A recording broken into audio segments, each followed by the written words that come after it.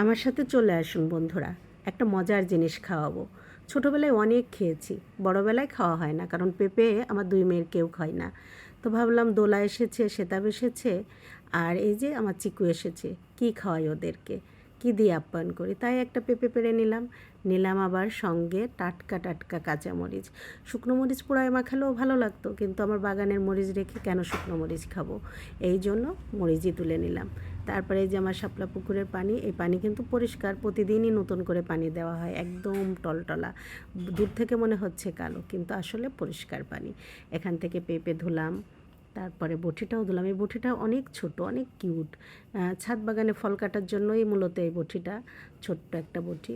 তারপরে আমি বসে বসে পেঁপেগুলো ছুলে নিলাম। পেঁপেগুলো দেখুন লাল হয়েছে, লাল লাল হালকা মিষ্টি মিষ্টি। আবার মরিচ দিয়ে যেহেতু মাখাবো, আরও কী আছে দেখবেন তো, আরও কিছু আছে এর ভেতরে। ছোটোবেলায় যারা খেয়েছে এগুলো, বা অনেকে বড়োবেলায়ও খেয়েছে, তারা জানে এর ভেতরে আর কী কী দেওয়া হবে। একটু অপেক্ষা করুন, এই যে কেটে কেটে রেডি করে নিচ্ছি। নেওয়ার পরে তারপরে দেব কি, লবণ, তারপরে দেব তেঁতুল। তেঁতুল না হলে এই পেঁপে মাখানো মজেই না, একদম ভালো লাগে না।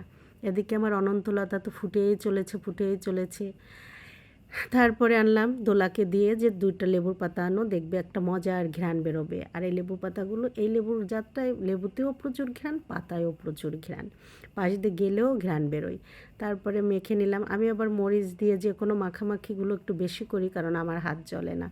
তারপরে তো সবাই মিলে খাওয়া শুরু করলাম। সবাই বলতে কে আর, চিকু তো আর খেতে পারে না, দোলা, আমি আর শ্বেতাব, আমরা 3 ভাই বোনে একসাথে বসে বসে মজা করে বিকালটা খেলাম, আর মজা করে বিকালটা কাটালাম। যাওয়ার সময় দোলা অবশ্য কিছু গাছও নিল, তারপরেও বিকালটা কাটলো বেশ মজা।